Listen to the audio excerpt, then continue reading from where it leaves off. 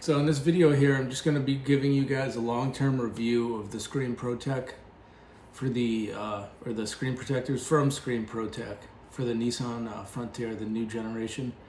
I've had them on my truck, or the HD version. I've had on my truck for 2 years, basically since I bought the truck, and it's been pretty awesome as far as I'm concerned. I mean, it hasn't scratched, doesn't show any scratches, barely shows fingerprints unless you're like eating like fucking cheeseburgers or pizza and you're just fucking slinging shit all over your screen. Other than that, I mean, it doesn't really get dirty. When it does, it allows you to wipe it off without having to worry about scratching your screen, which if you have one of the newer Frontiers, you'll realize that's an issue early on. Is the screen materials that they use is like super soft and they show scratches. I mean, almost from like breathing on it. It's crazy. On mine, within a week or two of owning my truck, my head unit screen was like absolutely scratched to shit. And when the sun hit it at certain angles, it was pretty hideous.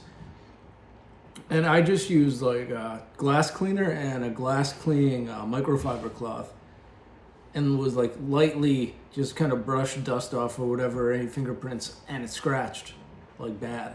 So that led me to start looking into like any kind of screen protector setup or system that was available for our trucks. There was like a few random ones on Amazon maybe, and you had to cut a lot of the shit yourself. And I don't know, if I'm paying for something that's a $40,000 plus truck, like the $50 that the ScreenProTech kit costs is like, by comparison, it's almost a no-brainer. Some people pay more for like a screen protector for their phone, so why not just shell out like $50 or $65 or whatever for a premium setup for your car to protect any of your screens on your car, like the instrument panel cluster, the head unit, or any other miscellaneous things. I know they make stuff for like the Jeep Wagoneers where it covers like the 10 screens that those things have. But with the Frontier, they give you the option. You can just get the instrument panel cluster with the head unit as a kit, or I think you can just get the head unit separately. I could be wrong. I'm not 100% sure on that, but I believe you can get either or. I opted for the kit when I initially got it. Like I said, I got the HD version, which is the clear. It looks like there's nothing on it. It's basically just glass, more or less. And then the anti-glare, obviously, as the name states, it's anti-glare, so it's gonna have like that matte look, almost like the only vehicle I had that I can really speak for was like my Rebel that I owned. Any Mopar screens have like that anti-glare, like frosted, hazed look to them, kind of. But yeah, that's what the anti-glare looks like basically. And if you go from the HD to the anti-glare, you'll realize that it's like, it looks a little bit fuzzy, I guess, because of the anti-glare like screen, the way that it is, how it will like refract the light or whatever, as opposed to the HD one, which is completely clear and it looks like glass basically once you put it on. The installation of these things is super simple, and I'll actually show you guys here because I just got the package today. Here's what it comes in, a little bag. You have this, I'll get into that in a second, but yeah. The packaging is actually really cool. When I initially bought my first one, they didn't have it set up like this. You had to like take off the end of the tube. Now it's pretty cool. And this right here, what I was gonna tell you was the install is super easy, and they also include this QR code on everything, every product, which you would scan it and it'll bring you to the installation guide for your vehicle. So if you just peel this off, I'll stick that off to the side for now. And like I said, the packaging is awesome. So first thing you're gonna notice here is this is more or less just, I believe it's just like baby shampoo, like a Johnson & Johnson baby shampoo. It's basically what you use when you tint windows and stuff like that as a cleaner and lubricant, because there's no harsh chemicals in it. So they give you this, there's a little bit already in there. So you're just gonna I'm just gonna take filtered water. It's more or less distilled water. It's going through a zero water filter. It's gonna be like the same thing. And then you just fill it up, you shake it around, you get it diluted or whatever. And this is gonna be what you use for your application liquid. So you're just gonna be like spray that on there, clean it off, spray it on again, spray it on the back of the stuff. You'll see when I do the install. Then here is the kit. Like I said, I opted this time for the anti-glare. When I talked to them, they I kind of agreed. So the anti-glare one, you can kind of see where it is. But yeah, it's perfectly cut out for the Nissan Frontier head unit. It's awesome. Like I said, I've had the other one on there for 2 years. And I opted for the kit. It will come with two. For an extra 15 bucks, they'll give you a second one just in case. But now the instrument panel cluster is not the anti-glare. It's just going to be a gloss one. I'll also remove my head unit one and the instrument panel cluster one, and I'll show you guys the install. But like I said, I'll remove the HD ones that I previously had on there. It's pretty straightforward. Like I said, everything is included in this. So there's that. If you tip this over again, it'll give you a pretty nice microfiber cloth for the application process. And they give you this squeegee is actually pretty nice. It's like a hard rubber, I guess. I'm not sure, but I've used this on a bunch of stuff, like the Laminex stuff too. This works good on that, to put it on like fog lights or whatever. It's nice because it can conform, and then you can get it down in the edges, how it has that beveled edge. But yeah, I mean, everything's included in the kit. And I think if you opt to get the backup thing, just in case you mess it up, I believe like for the Frontier at least, it only comes out to like 50 or 65 bucks. And like I said earlier in the video, it's kind of insane when you like look at the comparisons of people are spending $30 to $50 on a single screen protector for a phone that costs upwards of $1,500 maybe, but people aren't willing to pay $50 to $60, maybe $70 for vehicles that are well over $40,000. Like, I don't know, to me that's just crazy. The people are willing to spend that much money on something that's worth so much less. I don't know. I guess you guys can do the math there. But yeah, like I said, the packaging now is pretty cool. The way it's set up is very smart too. They include everything here. It's pretty cool too. They got all their socials up on this, so you can see all their socials. Has the ScreenProTech logo here. And then like I said, when you get it, it's going to be this here. You're going to scan that, and that's going to take you to the page for your install guide on your product. It's a pretty genius idea on their part. But yeah, so other than like this little quick overview of the packaging and how it's set up and stuff, I'll just tell you guys now that the long-term review, I'll show you too when I'm going to, before I take it off of the vehicle. I've had it, like I said, a bunch of times already for 2 years, and it's definitely worth the money. It hasn't scratched, like I said, easy to wipe off.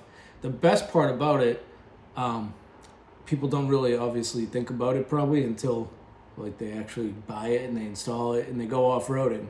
When you go off-roading, you guys already know you're going to kick up a bunch of dust and dirt. It gets everywhere. It gets in your bed and in the cab, especially all over the like electronic screens from, I don't know if it would be like static or whatever, but the screens get covered in fucking dust. And with this, it allows you to basically just wipe it off and not have to worry about it. As where the unprotected screen, if you went to do something like that, it would, I wouldn't say it would be catastrophic because it would still work, but the scratches would be out of control. There'd be a lot of scratches on that. So as you guys can see, this is the HD version right here that I got originally. You can see the glass or the reflection. It's very clear. And the scratches, it doesn't really show any scratches. You can see me there. What's up? See a little bit of dust. But I mean, if you look at how close and precise these cuts are, it's honestly pretty impressive. It's definitely better quality than something you would get off Amazon, I can tell you that much.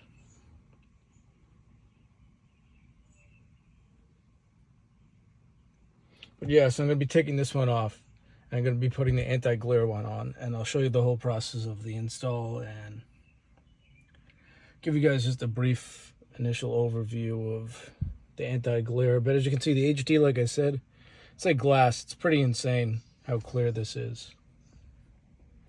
And here, if you guys want, I'll turn this on so you can see the screen. Or not, maybe. Yeah, there we go.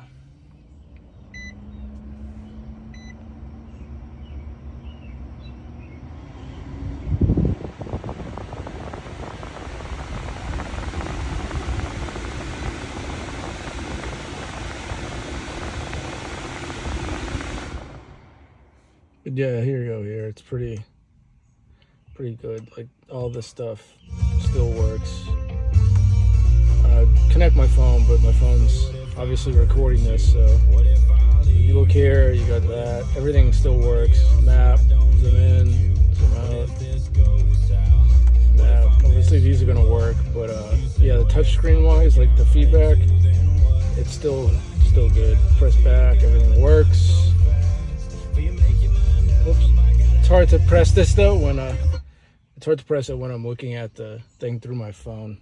But yeah, as you guys can see, everything works perfectly fine with this.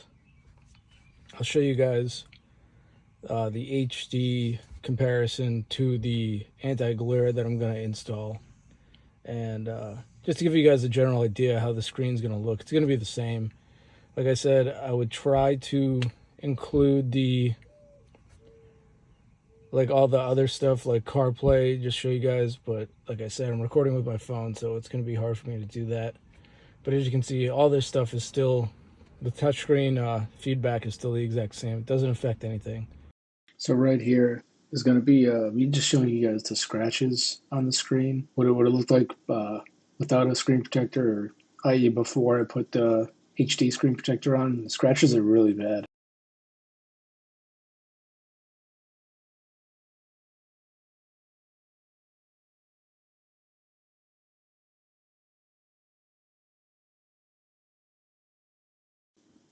So these following clips are just going to be showing you guys the install process of this. I removed the knobs, so it's a lot easier to install a product and clean off the screen and everything. If you guys notice, I also spray down my fingertips before I remove the screen from the backing, as to prevent any kind of transfer of oils, dirt, or just fingerprints in general. It's just a habit I've been in, like doing vinyl and window tint and stuff like that. Just easier to spray down your fingers beforehand so you don't mess anything up. No fingerprints or anything transfer onto the screen protectors. The only marks you might see are from, it still has to cure fully, and it might be like a little bit of moisture behind the screen protector.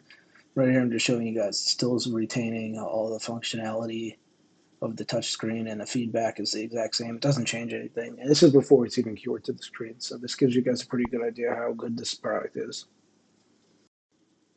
In the following next few clips, I'm just going to be showing you guys the install and instrument panel cluster. Removing the previous one to install this was kind of a huge pain in the ass, but same deal. You're just going to spray down your fingers, remove it from the backing. Right here, you kind of want to fold it in half and push it from the bottom up to get it under the lip of the trim, I guess you could call it. And then you want to work it back down, and that's the finished product right there. It looks super clean, and you're not going to get any scratches. Fingerprints, same thing with the dust. It's going to protect it, because that gets super scratched up.